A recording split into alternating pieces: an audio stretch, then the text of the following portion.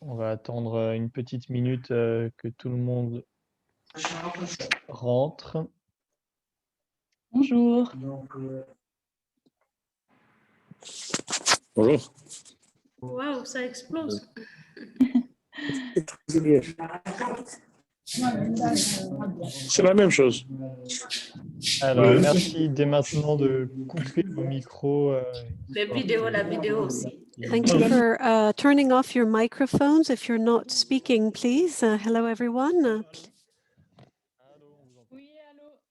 Yes, we can hear you.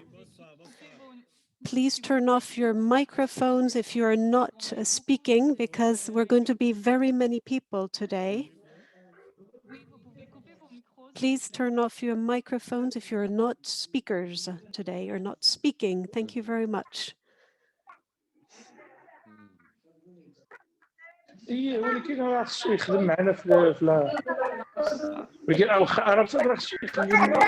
vous plaît, vous pouvez couper vos micros. Please be kind enough to turn off your microphones, put them on mute if you're not speaking. Thank you very much. Okay, can you hear me? Okay. So, hi everyone, welcome. Welcome, thank you for joining. There's many of you here in this meeting today. First thing to mention is that we have a live interpretation. So if you need to follow this workshop in French, you just have to click on the globe at the bottom of your screen. Je vais dire ça en français. I'm going to say it in French as well. If you need to have some interpretation towards English, you can click on the little world icon. But I think most of you are French speakers today. So I'm just going to briefly introduce myself and today's workshop. So my name's Eva Radek. I'm Programme Officer here at Climate Chance, and I'll be moderating today's session with Samuel Laval, who's also here. So as a friendly reminder, Climate Chance is an international organization working to unite non-state actors in the fight against climate change across the globe. So if you have any questions or comments throughout this workshop, please don't hesitate to share them directly in the chat, and I'm sure we'll have a moment to answer them throughout the workshop. Thanks, Samuel, for the PowerPoint. So a bit of background around this second round of virtual workshops that we're launching officially today. After our first round of virtual workshops that took place from July to November, we've organized this second round of virtual workshops to move forward with the roadmaps of each of the coalitions. So today we're officially launching the second round of virtual workshops that will take place from February all the way till June. We have one workshop per coalition planned, and I invite you to have a look at our website to see the whole calendar for the next few months. Everything's already online.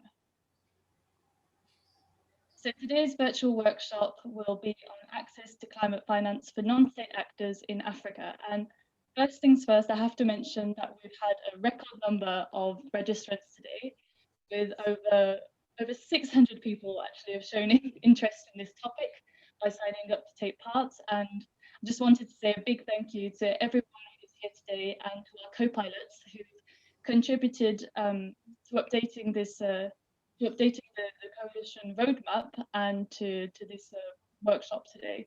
So thank you to everyone who's here, and also to our interpreter Una, as well as all the members of the coalition as well who contributed to the roadmap. So just to briefly introduce the objectives that we've set ourselves for this first workshop. So first things first, we'd like to collectively agree and validate the new coalition roadmap, for 2021-2022. The second big objective of today's session will be to move forward with one of the concrete objectives of today's workshop, which is the climate finance portal. So this climate finance portal will be for accessible financing for non-state actors in Africa, and this is where we'll really be counting on all of you today for your participation. So as you can see on the slide, we've created a Menti, So all you have to do is log on to menti.com and add in the code. And we have a couple of questions that we'd love to hear your answers. And that would really help us have some feedback on more about accessing climate finance for non-state actors. Okay, so the third objective of today's workshop is a bit more of a general objective. It's basically to really use this virtual opportunity to openly exchange and understand needs in terms of accessing climate finance. So this will really help us set up the pre-planning study that we plan to do for the climate finance portal. So all the information that we get today and that we share today will help us define the criteria that we'll need to know a bit more about what type of funds we'll be able to talk about or share, what type of funds will be featured on the portal. So once again, please just take 1 minute, that's all we swear, to answer the couple of questions that are in the Menti survey. And now just to briefly present the organisation of the workshop. After this brief presentation, we'll be listening to a couple of representatives of our co-pilots of the coalition. So we have the FMDV here with us today, which is the Global Development Fund, no, the Global Fund for the Development of Cities, and WECF, which is Women Engaged for a Common Future, who both contributed to the update of the roadmap. Each presentation will be no longer than 10 minutes, which will give us enough time to have a good idea of what is at stake for local authorities and NGOs in terms of accessing climate finance in Africa. So we really look forward to this interactive and lively virtual workshop. Thank you again for all being here, and je vais maintenant passer la parole à Emilie du FMDV. I am now going to give the floor to Emilie from the MDV, who is going to talk about the different actions. Hello, ladies and gentlemen. I'm Emilie Maehara, Director of Programmes Fund for Development of Cities, which is an organization of local collectivities dedicated to financing and funding. So I'm very happy to be with you today, and I will present the specific objectives of climate finance for local collectivities, the actor we know best in Africa. As you know, the urban growth in Africa is very quick. It's one of the main objectives that we are working on. A few figures. Urban growth is twice as big as what Europe has known in the late years. It has doubled in the late 25 years, and it will also double in the coming years, and it will be above 1 billion inhabitants by 2045. We would need to build in the coming years the equivalent of cities that China has built in its entire history. This is a very crucial objective. And as you know, for these objectives, this has led to an important acknowledgement of local collectivities and urban sustainable development in the international agendas, especially objective for local development and the Paris Agreement. We feel that 25% of the ODDs will not, the objectives will not be achieved without local participation, and there's a gap for the investment necessary to realize these objectives, equivalent to $500 million in infrastructure for the next 10 years. With this major obstacle, the international level has come together and put in place technical financial partners. Nevertheless, we notice that 5 years after the adoption of the agenda, the local collectivities still have very difficult problems to have access to the financing. This situation has depreciated with the COVID crisis, which has had a very important impact on these local budgets. How can we explain this paradoxical situation, and how can we remedy? In fact, we notice that most of the financings are set on local projects, and therefore millions of euros are available to prepare and invest in these projects, but they have issues to find them because they are not mature enough or bankable, as we can say in banking vocabulary. And on our side, each local elected representative has a number of projects that cannot be financed. So the situation is one in which offer cannot be respond to the demand. And we estimate that only 25% of the needs in investment will be covered by public investment, and which means that the role of the bailiffs must reinforce the governments, the lessors, and to help people access to financing more varied sources of financing and create partnerships with the private sector, financing sector. In this context, the EFMDV is mandated to support the access to local collectivities and develop solutions to unlock these obstacles all along the chain of financing urban areas. In the last 5 years, over 1,500 cities have been helped and millions of euros have been collected for local collectivities. We are developing these activities around different axes, which have been presented in the different projects and the roadmap discussed today. The first axis is an advocacy to engage reforms with the architecture of financing and promote solutions, structural solutions, which could help and unblock these obstacles. And so with the Marrakesh Partnership for Climate Action and PGCA, it's a platform, a multi-actor platform steered by champions of high-level champions of the COP, currently the Chilean champion and the British champion, under the help of the United Nations, and they aim to have a roadmap and join non-state actors in complement to the other actions carried out by the members. And we have noticed a lot of progress to reform the architecture of the financing of the cities. For the COP26, we'll have a new thematic roadmap on the finance theme, namely. We are also participating to CCFLA,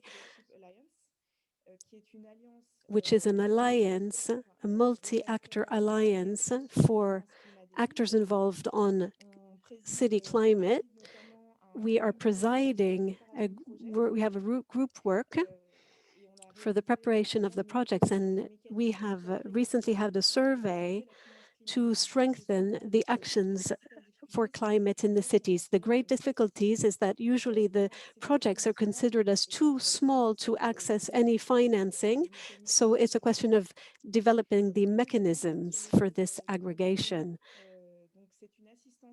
There's a technical assistance for the counseling for these public structures at all levels, the national governments and local organizations, regional organizations as well.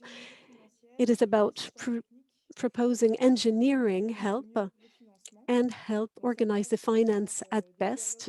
This goes through political dialogue with different actors, institutional reforms as well.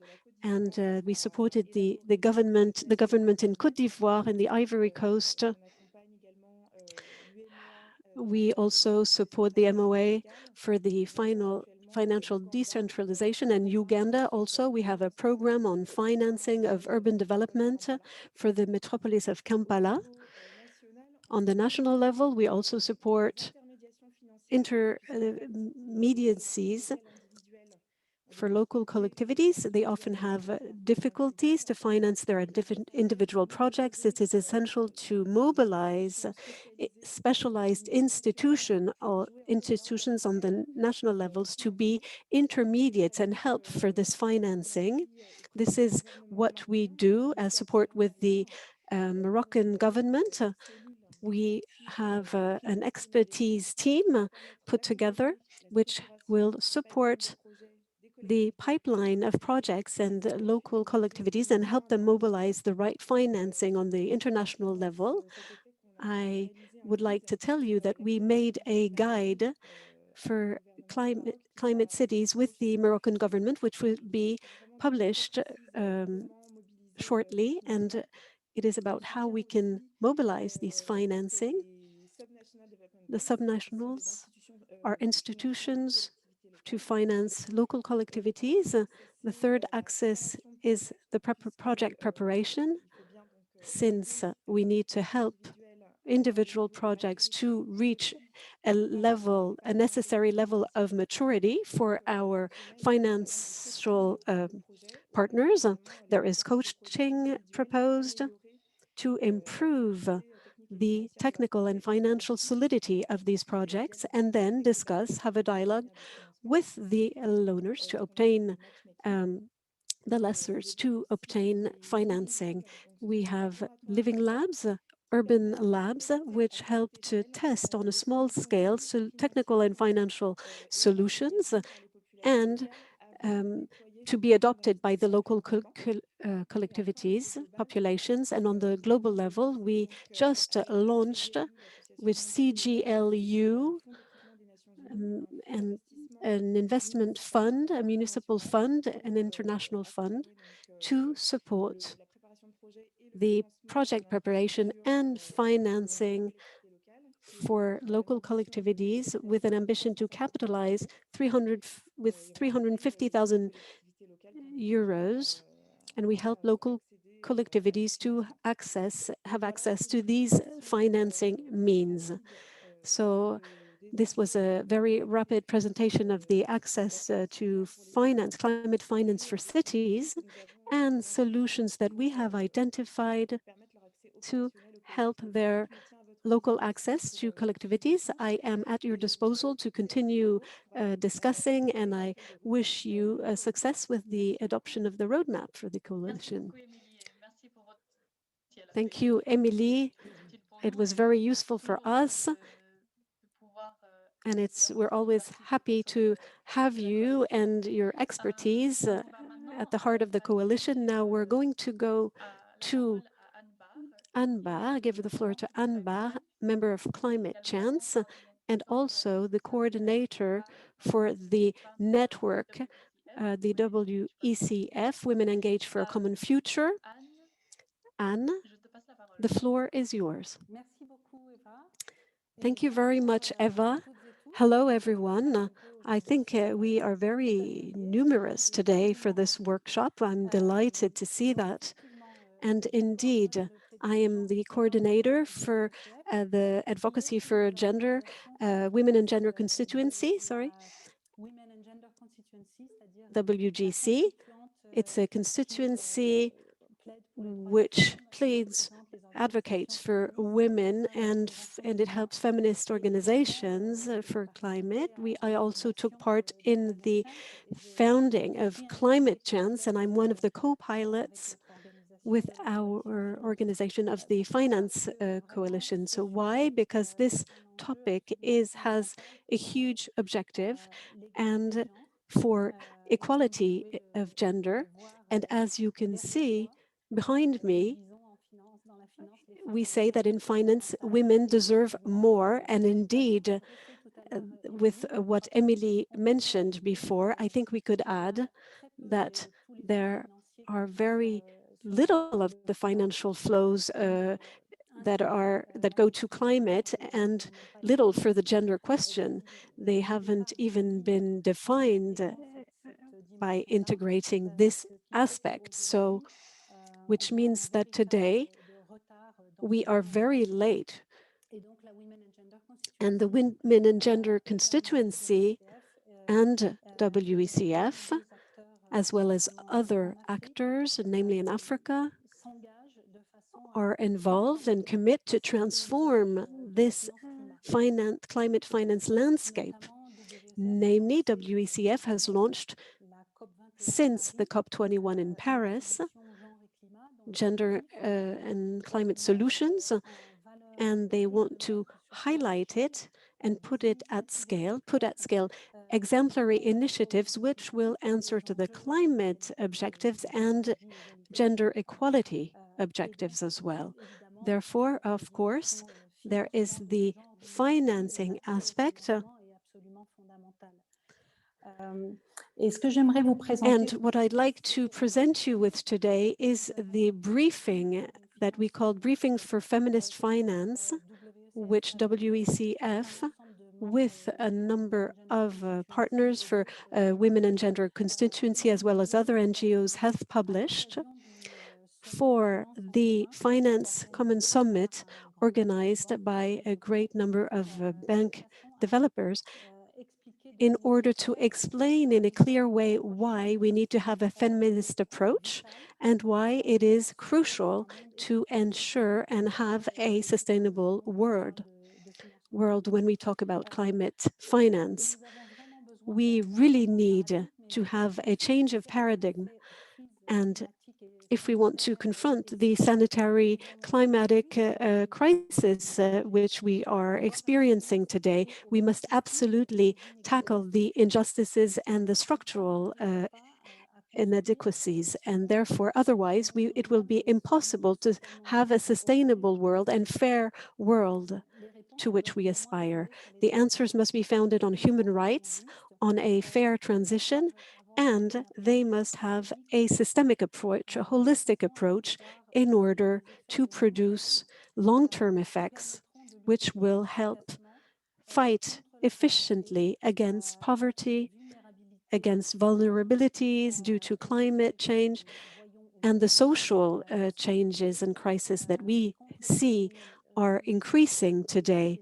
Vulnerabilities of ecosystems as well. Since the current system, we need to recall, is the one that has led us to the climate crisis we are experiencing today and the social crisis we are in today, this generating many inequalities.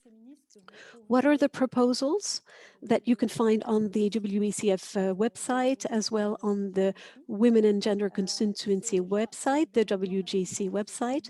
In public finance, increasing what is money given, offered, instead of loans, donations instead of loans, and in different countries on the African continent, it doesn't help solve the problem. We know that the debt is already very important, and we are fighting for this sovereign debt to benefit at least for a moratorium or be cancelled completely. We need also investments to be made on public services and social services, education, health.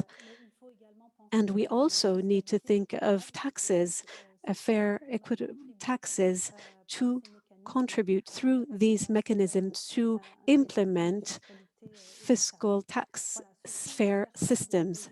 These are some of the elements of the brief.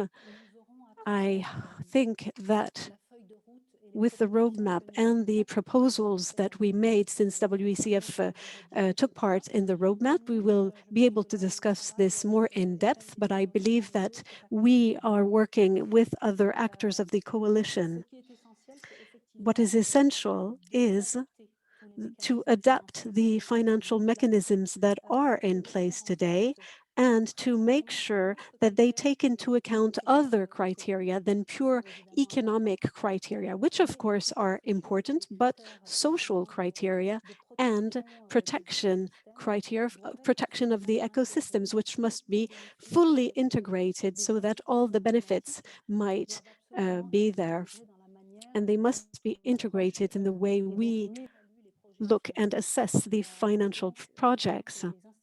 And when the financial institutions say, no, this project is not mature enough, I believe it comes from a way it is assessed, because it is based only on economic criteria where there are many others to take into account. I don't want to take the entire time because Zenabou is going to speak to us also. Zenabou is from Burkina Faso, and she is the director of the WEP organization, and she is also a member of the Women and Gender Constituency, and she coordinates a network of people working on the Green Fund, working on women and gender, the question of gender. She will just talk about her role and why it is essential in the current landscape for Africa. Thank you very much. Thank you, Anne. Thank you for giving me the occasion to speak. I'm Zenabou from WEP Burkina Faso, and I would like to speak to you about the commitment of civil society in general, in which there are specific groups who intervene, and indigenous people as well. I need to focus, I'm going to focus on the Green Fund for Climate, and we intervene on the process. So what I want to say in a general way is that the involvement of organizations in civil society is very important for the Green Climate Fund. Its structure, its organization at different levels, the OSS are essential in many ways. They can contribute to help the bodies responsible for the objectives and policies. And of course, this enables to provide better credibility. The organizations of civil society can create a pressure so that vulnerable communities be integrated in the national processes and international processes of the fund after they have expressed their needs and problems. The organizations can support the elaboration of the finance demand adapted to different local political contexts. The organizations of social can guarantee that resources of the fund really go to the needy populations, and that there is full transparency, good management of resources, and better results. The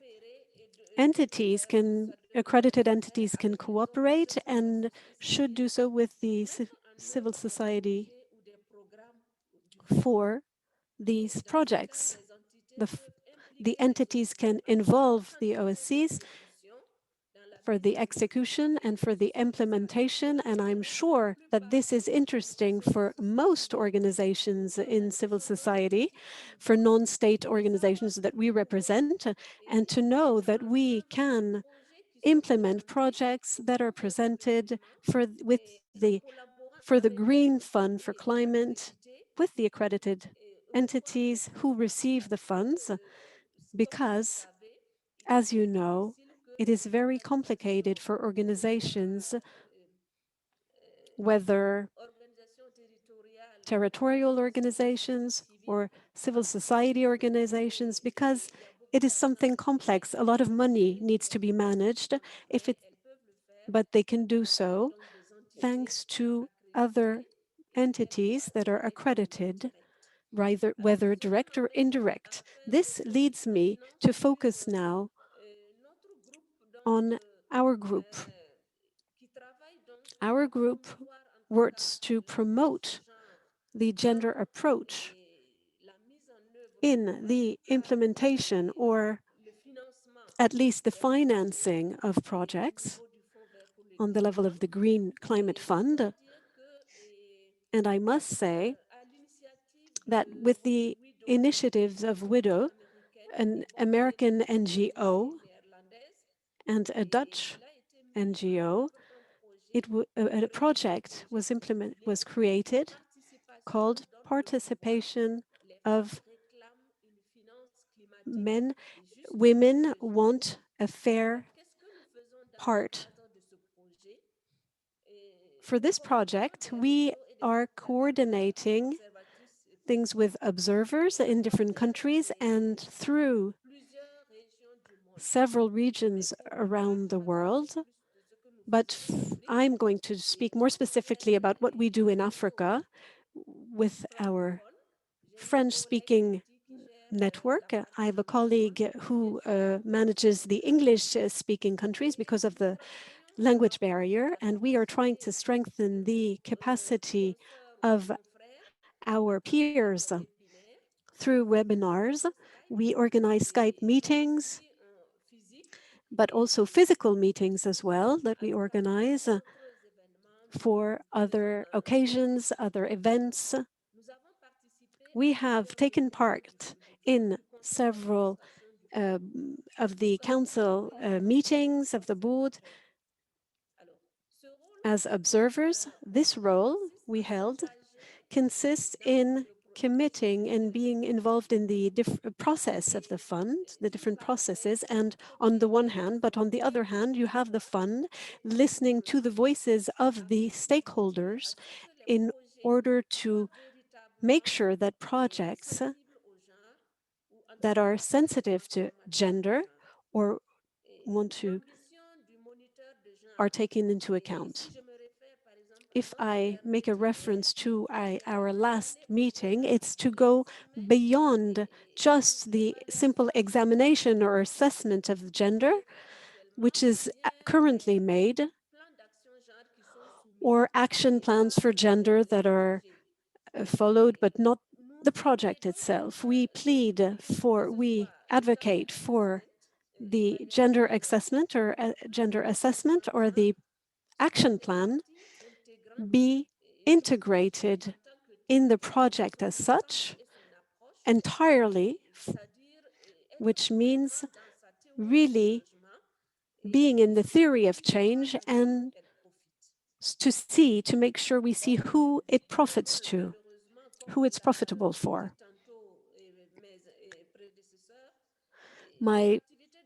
For my predecessors, the activities have tried to help the defenders to understand the process better, but because of the situation, we haven't been able to move forward. But what we are trying to do is to find the means and ways to maintain our project so that they are ongoing and to have more people to defend them in each country in order to be able to push these projects forward.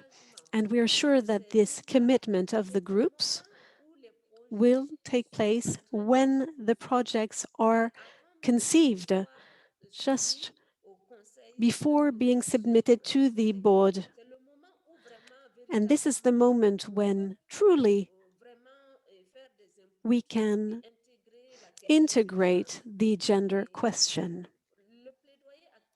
The advocacy currently is on the level of the fund to have this divulgation of the pipeline, and so that everyone in their country, by going on the website, be able to know, and even without contacting the local contacts with the ANDs in their country, no country can see life or come to life without the participation, but the website could inform on the projects that are in the pipeline and conceived and being underway. So we want to make sure that the role of observer is not limited to make recommendations for projects that have already been submitted to the fund, but for feminist civic communities be able to be stakeholders, collaborators in the conception from the beginning upstream of all the projects. I'm going to be a little more concrete. about the way we work in. To come back on my personal experience, and specifically one project, as I said, we go to the meetings for Green Fund for Climate, and when there were physical meetings in the past, they were physical in the past, now it's virtual, but there were 2-3 days of meetings, of preparatory meetings. What do we do to prepare?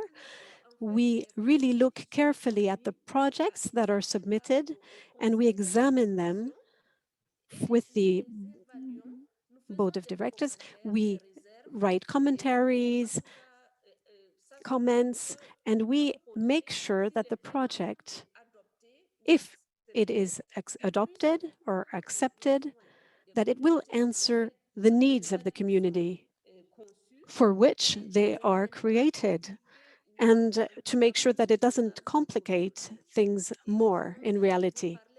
So I quickly wanted to speak about the AFAWA project. FP 114 consisted in bringing more autonomy to women groups in the agricultural zone of Ghana by improving their participation and helping them to do farming with low emissions. So it was recommended to these ladies to modify their cultural practices in order to produce less emissions and really participate to the climate resilience through, there were loans that we offered to these communities, these vulnerable communities, to help them buy and purchase what they needed and go towards this transition. So we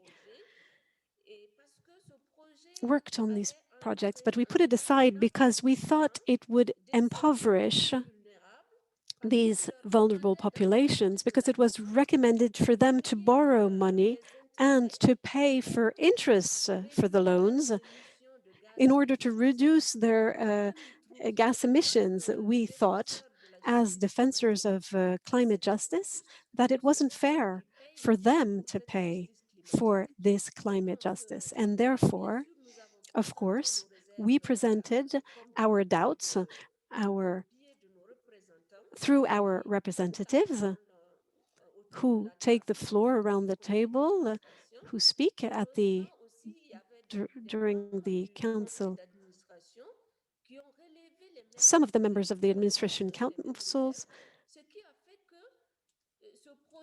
mentioned they had some doubts, reservations, and therefore we said that this financing should be remolded, recast, and aid for 80% of the grants and the rest would be donations, and the rest would be loans, 80% of donations. So in civil society, the civil society engaged in this project, and we take part. So I'm going to stop here. I tried, well, first, before closing, to mention this project. We can see it on the website. You can see that the project wasn't implemented yet. It hasn't really been launched yet, because I tried to contact the consultant in charge of the project, but I haven't had his feedback yet. I hope I will have it soon, and that therefore I can give you the information next time. Yes, we will follow the development. Thank you very much, Zenabou and Anne, for your presentations. I would like to remind everyone that you can have on menti.com and type the following code that you can see here on screen to share your experiences on the access to climate financing and your difficulties, because since we are going to talk about it just now, we have a very ambitious year to come. Eva, I will give the floor to you. Thank you, Samuel. Oui, donc n'hésitez pas à aller faire un tour sur Please do le not site. hesitate. Go look at, take a look at Menti. Menti. I'm also going to share my screen with you now. Vous pouvez me dire si vous voyez? Tell me if you see anything. Oui, on voit. Yes, we can see it. Alors, je vais remets le Great. Collectivity dans le chat. I will just add the Menti je prends ce moment en fait pour link in the chat. merci encore à toutes nos intervenantes pour vos Thank you. super interventions. Thank you, everyone, for this great speech. I would like to show you the work we did on the update of the coalition and access to financing. This roadmap, in fact, we worked on with all of the co-pilots of the coalition, and for 2 weeks now, we have done this work internally, but also with the members of the coalition. It was sent out for consultation, and we took in all of the remarks, all the feedback that was provided from the members of the coalition. Thanks to all who contributed to the updating of the roadmap, which helps us have a clear vision of everything that is still to be done for 2021 until 2022, even virtually.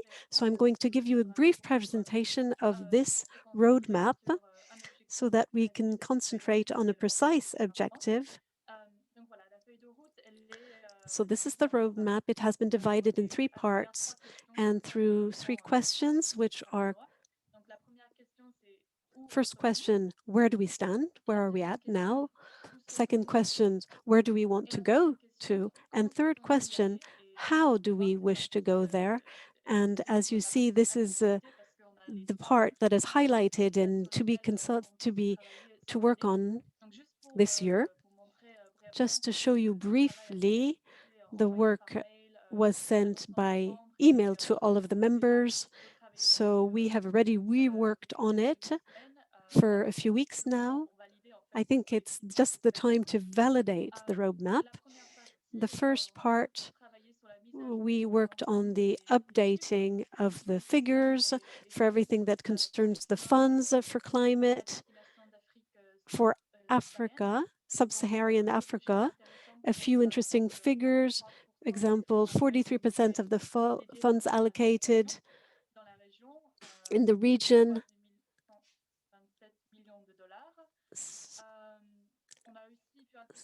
We will also able to $127 million. We will always we integrated the gender question, as Zenabou and Anne mentioned. We also found it interesting and important to mention the funds for biodiversity as well, since we hear more and more about these themes. Then, after having updated these figures, we worked on the heart of the coalition, meaning the access to non-state actors for climate and for biodiversity, by quoting an example, because this is a good example of several non-state African actors, the Groupement Intercommunal des Collines, GIC. And in fact, this example shows that there are several blockages for small non-state African actors, and namely when the funds are too high, too important, and among other blockages or obstacles. Well, this is really what we wanted to highlight. We also integrated the activities that Emilie presented just before, as well as the WECF activities with the constituent. For the vision, somebody forgot to mute their mic. We divided it in 2 main objectives. First, improve the dissemination of information. This is one major objective we will come back on for the 3rd point in the roadmap, and improving the framework of partnership between state and non-state actors. I think we will come back to that during the 2nd part of the year. And now we are going to focus on what we want to put in place as quickly as possible to really stimulate the action of the coalitions. In the third part, how do we want to go there, do it? Open for consultation now. We have three objectives. The first being the dissemination of information. And since 2018, we have put in place a list of decisions with which you must have received. You must have received some information on the access to financing, but we would like to take the occasion here to call for the members of the coalitions not to hesitate to bring this list to life and disseminate, whether it's for call for projects or finding sources of financing that were published recently or other interesting events on the same theme. What we don't want is for the information to be accessible just because we share it. We just want to have a momentum and for other members to share the information if they want to, because that is the objective that we have for the coalition. We want to have access to information and everybody to have access to it. So please do not hesitate to send the information around, share it if it is in connection with the theme. And the second objective, I think I'm going fast, but we need to go to the next part also. So second objective would be to finish the study, prefiguration study on the finance portal for climate for non-state actors. Just briefly present it, but Samuel will come back on that. It's an idea that we've been hearing about within the coalition, to be able to look at to list all of the actions for non-state actors, how they could have access to finance. We want to create a platform, but before doing so, we need to carry out a study, and it should be available on the portal soon to better understand what needs to be stated in the portal, what needs to appear. And third objective, which is a continuous objective, the mapping of actors. And this is something that is on our roadmap, on the mapping. We would like to continue the exchanges, the sharing of experiences, because it is through these experiences that we can learn. We learn from others about access to finance in general. So we will continue through other workshops and other meetings. So after this brief presentation, I would like to give the floor to Samuel. He will talk more precisely about one of the objectives, the portal for financing. Thank you, everyone. Thank you all who participated in the survey. And now we will soon have a more interactive part of the debate. Thank you, Eva. Indeed, one of the projects that emerged a year ago, which was also mentioned during the first virtual workshop for finance access, it was the need to have a place or an internet portal, somewhere we could have an easy access to information, and especially information about financing possibilities for non-state actors. So this project, we would be happy for it to come to life. There are a number of sites that are already existing and that have the same function. But what we would like to do is to better understand the needs. Or is there a need for a new site? What is the criteria? And Samuel, this is why we offered you to answer the Menti poll, to better understand your needs, your obstacles, what are the difficulties in the demands for finance. So what I would like to suggest is to look at the answers you provided during the last minutes. I'm going to share my screen with you. So the first question that we asked was, where do you find the information on for climate financing? We see that often it's on the internet. Our virtual workshops can also help, can be useful. I'd like to remind you that on our website, there is a climate library, a mapping that can help you find information on projects in the same geographical areas, for example. And for other answers, someone talked about Empower Management Company.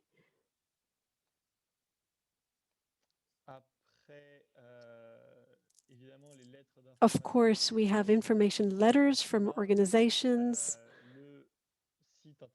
the internet website, Green Climate Fund website. Someone indicates a few websites or platforms where you can find information on financing.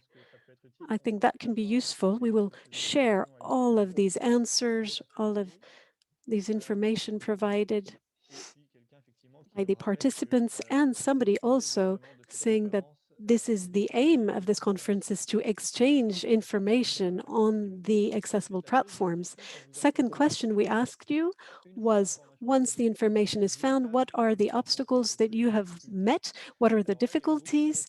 We got a lot of answers on the criteria, very numerous, and it is difficult to fill out.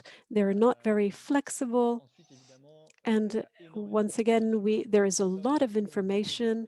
This is why we want to ask about the usefulness of creating a new platform. It's not just about adding one thing more and something that already exists. We want it to be useful and useful for everybody. So what else did we have? Competition. Of course, a lot of people are looking for financing.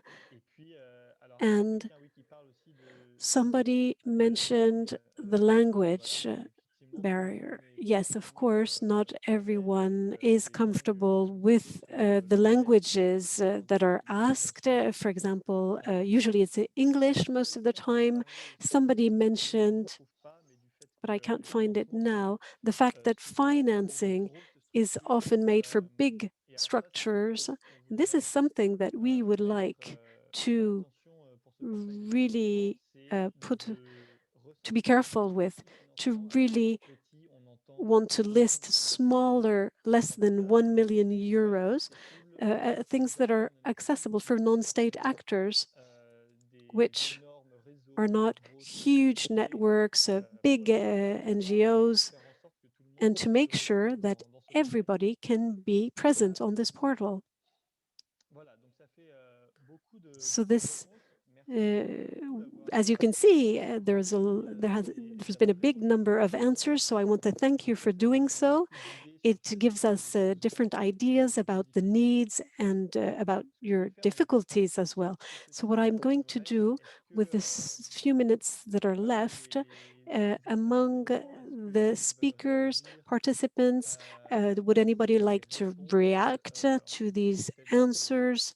Maybe from your experience, your own experience. I don't know if Emilie is still there. Yes. Yes, indeed. What we can notice, what participants have noticed about the difficulty to navigate with the offer that is present, this is something we also share. This is why we offer our support in a more structural way for the access to information. And indeed, there are many guides that already exist. I'm thinking namely of the internet website that you can, it's the CCFLA, which put in place a directory page, and this lists how you can make it easy to prepare your project, to ask for financing, and you can do geographical research by theme.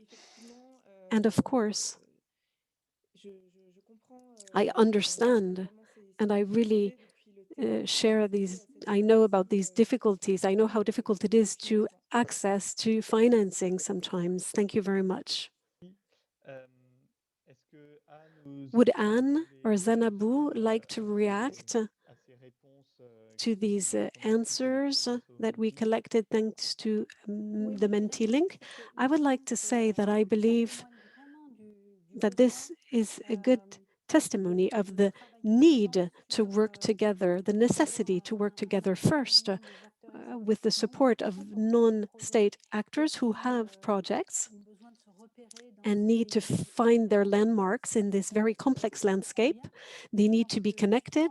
And I believe that climate change, with the summit that we hope will be held in September, it will be a great opportunity to do so. And I also believe that the work which is put in with the territorial collectivity networks, this should be open to the different partners, the citizens living in the collectivities, women and men. And I think this is exactly what Zenabou explained. Civil society must be more involved in the preparation of the projects in order to create the collaboration between accredited authorities, territorial collectivities, and actors on the field who are really the people who are there to initiate the changes, and micro entrepreneurs also, micro companies who need the energy transition and need to adapt to complicated conditions and conditions in Africa, which will continue to be even more complicated in the future, and they need to adapt. If we create this platform, it is to create a link between all of the actors and with climate change, namely, to create the bridges, necessary bridges, identify possible partnerships, and work with the financial institutions for them to be more interested in these types of partnerships. Thank you very much. Yes, indeed, to react on the need to build bridges between the different actors, I'd like to recall that on our internet website, we offer a mapping of the climate action on which you can add your project and maybe look for other projects that would be in the same geographic areas, same themes. So this mapping is made to help people gather and ask information and ask for financing. Eva, I believe it's almost the end of our workshop. Yes, Zenabou? Yes. Very quickly, I'm asking a question on the landowners in climate change to adapt really to climate change as we need to. It is necessary to make sure there is land property security. If there is not, it was difficult to find finance and adapt. So it's very important. There's a very clear link. So you can contact Titi Akosa from Nigeria. She's leading an Anglophone group of gender monitor. So you can see her to work. You work together. Okay, quoi encore? Je pense que c'est what else?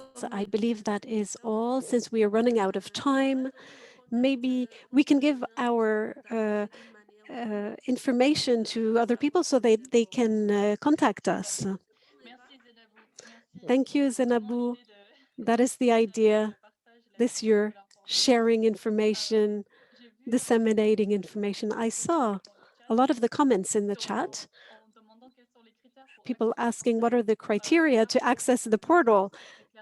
So I wanted to be clear, there's no criteria to access the portal as such. Sorry, somebody has his microphone on. Could you close your... You have something to share with us? I believe that the question on land property is very important. It's important to mention it, as Zenabou said, because I have seen the same in my country, and we need some reforms, some changes. I think it would be interesting. My friend Samuel also is working on that, and Elba. If somebody has an experience in that field, it would be interesting to share all the question relative to land ownership. That would be interesting. Thank you very much. I'm waiting for that property. Do not hesitate and go to the internet website, the Climate Change website. I don't have any project in mind that is similar, but there's a lot of information on the site that you can take a look at. Thank you very much, Samuel. Thank you. So I believe it is the end of our first virtual workshop. It was very interactive. Once again, we are delighted to have so many people connecting at the same time. So a great thanks to everyone. Great thanks to the speakers, the people who contributed directly to the roadmap, and to all the people present today. Thank you very much to the interpreter as well, who's helped us have this workshop in 2 languages. And I would like to remind you of our next workshops. The next one will be on the 18th of February. It will be about data access for non-state African actors. And we will also have another virtual workshop on March 4th on the adaptation in water. And as I said during the introduction, we will have other workshops until the month of June. And don't hesitate to join us for other of these conferences. A last word from our speakers before we close the session. I would like to say a last word. I see we have 180 people who might have wanted to take the floor as well to speak. So I would ask them to do them by writing. And it wouldn't have been possible today, otherwise it would have been too noisy. But I believe there is a need to know what Climate Change is doing, and the information that you put at disposal that the team, the people working for climate change provide, and all of the non-state African actors. So perhaps this could be an idea to really offer navigation sessions on your website to understand the mapping itself, understand how we could enhance the project, because it's a very easy file to fill out for the hundreds of people present today, for those who subscribe to follow us. I saw in the chat a lot of people who spoke of their initiatives. Why not offer them to have a special session to teach them how to fill out the file, the document, and how to be visible on the Climate Change platform? I think that would be a good beginning, and which would progressively lead us to the portal that we all want to see in the future, we all dream of. Thank you. Thank you very much. So I hope to meet again with you very soon. Thank you, everyone. Thanks to all the speakers, and have a good rest of the day. Thank you for organizing this session. Thank you very much. This is Zenabou's email address that you can see on the screen. Of course, we will share this session in French and English on our website as well. Merci. Thank you. Au revoir.